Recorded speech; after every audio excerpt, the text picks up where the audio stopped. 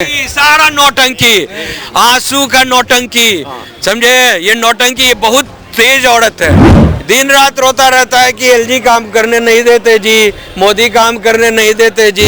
Free की रेवड़ियाँ बांट रहे हैं, कह रहे हैं हम तो बांटेंगे। इसलिए देने, क्यों दे रहे हैं फ्री, क्यों जमाई है क्या? जो गोल्ड प्लेटेड टॉयलेट बनाए हुए थे 5.5 लाख का, समझे, है ही नहीं, वो कुछ है ही नहीं। तो वो ले गया खोल कर ना, अरविंद केजरीवाल एंड कंपनी खोल कर ले गया। नमस्कार दोस्तों, दिल्ली चुनाव में बहुत तेजी से हालात बदलते जा रहे हैं। इलेक्शन कमिश्नर ने बता दिया कि कब चुनाव होने हैं, रिजल्ट कब आना है। अब हर राजनीतिक पार्टी अपने अपने दांव चल रही है। संजय सिंह जो आम आदमी पार्टी का दिग्गज नेता है, वो कह रहे हैं कि शीश महल का मुद्दा बीजेपी फर्जी बना रही है, ऐसी कोई बात ही नहीं है। शीश महल को भी दिखाएंगे और पीएम हाउस को भी दिखाएंगे। यानी शीश महल का जो मुद्दा है आम आदमी पार्टी प्रमुख अरविंद केजरीवाल का, वो दिल्ली के चुनाव में बड़ा मुद्दा बन गया। दिल्ली वाले क्या सोचते हैं, दिल्ली के जो जाने माने लोग हैं वो किस तरह से रिएक्ट करते हैं, उनसे सीधे से पूछ लें। शीश महल का मुद्दा बड़ा मुद्दा बन गया है वकील साहब। अब संजय सिंह कह रहे हैं कि खुद पीएम इतने बड़े बंगले में रह रहे हैं और वो खुद जा रहे हैं। आज ही मैंने पता लगाया है कि वो मीडिया को लेकर शीश महल को दिखा रहे हैं कल, और उसके बाद पीएम हाउस जाने की बात कर रहे हैं। अब ये कल वो बोल रहे हैं कि सारा जो है फर्जी है, ऐसा कुछ है ही नहीं, सारा फर्जी है। हाँ, कुछ है ही नहीं।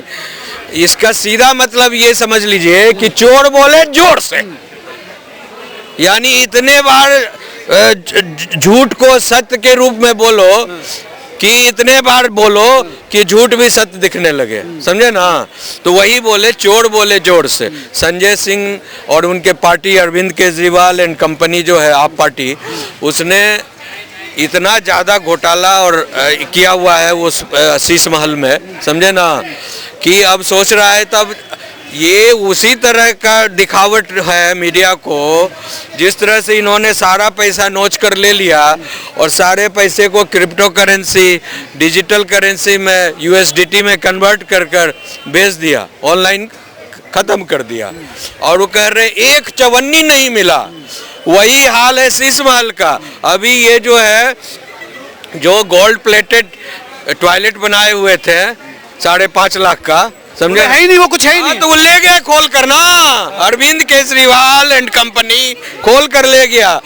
जितना भी बढ़िया बढ़िया कीमती सामान जो शीश महल, बाहर बता रहे, बाहर भी नहीं है, बोला बाहर भी ले गया उठाकर भैया, उसको डेंटिंग पेंटिंग उल्टा सीधा कर दिया। पर्दे थे वो भी ले गया उठाकर, करोड़ों के पर्दे लगे थे वो भी उठाकर ले गया, सोफा ले गया।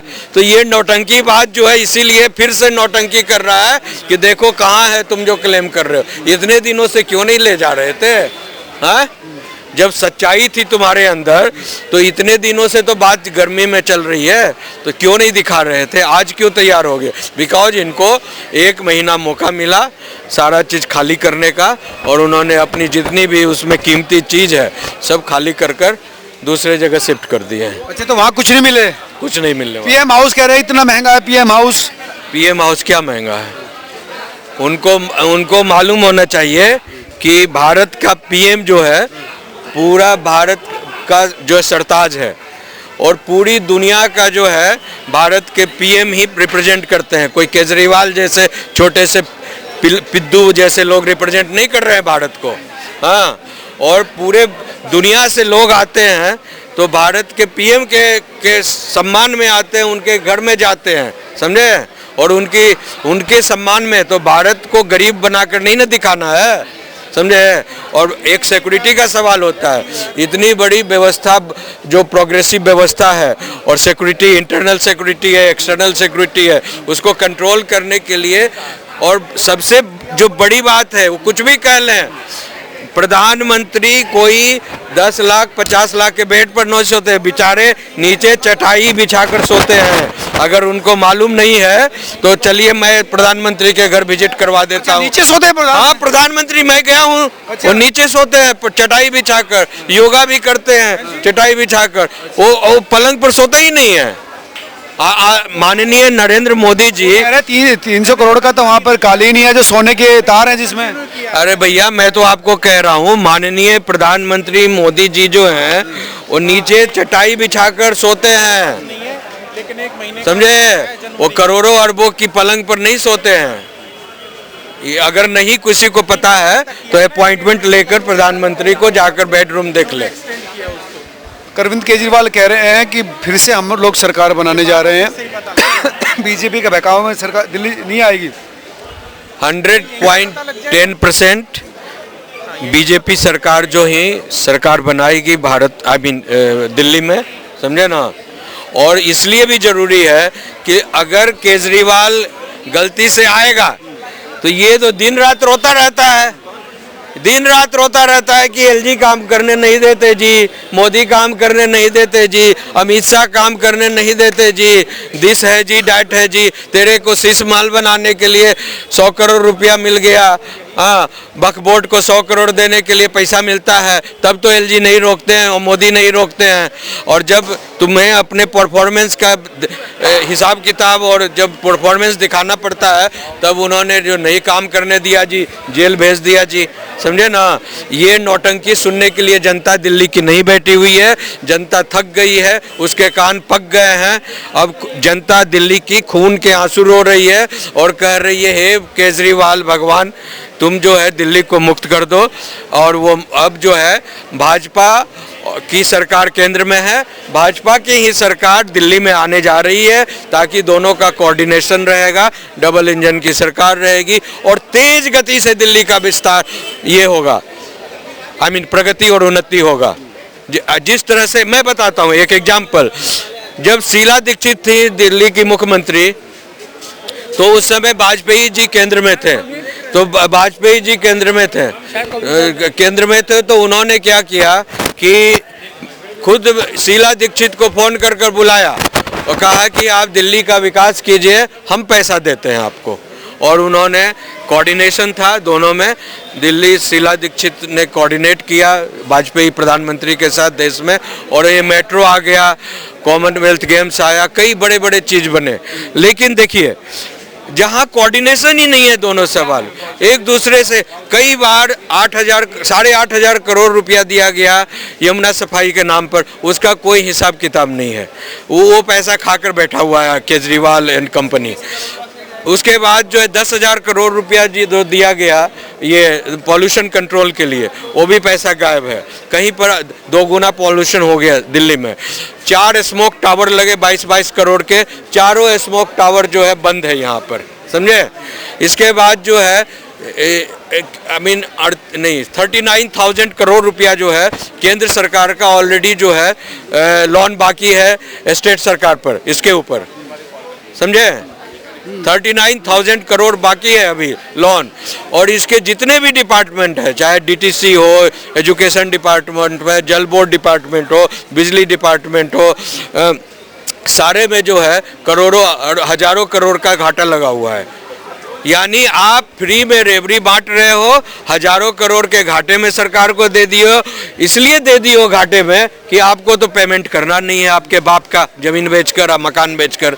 हाँ, जब करना नहीं है, वो तो जानना है कि हमको तो कर्जा चढ़ाकर लोगों का वोट ले लेना है, झूठ बोलकर लोगों का वोट ले लेना है, और उसके बाद जो है, उसके बाद अगर हम नहीं आएंगे तो जो सरकार बनकर आएगी वो कर्जा अपना चुकाएगी। केजरीवाल कुछ कर नहीं पा रहे हैं दिल्ली में, बिल्कुल नहीं कर पा रहे हैं। जो करना था कर चुके हैं वो, अब आगे नहीं करेंगे। और इस बार केजरीवाल नहीं आ रहे हैं, बीजेपी आएगी और उसको ही आना चाहिए।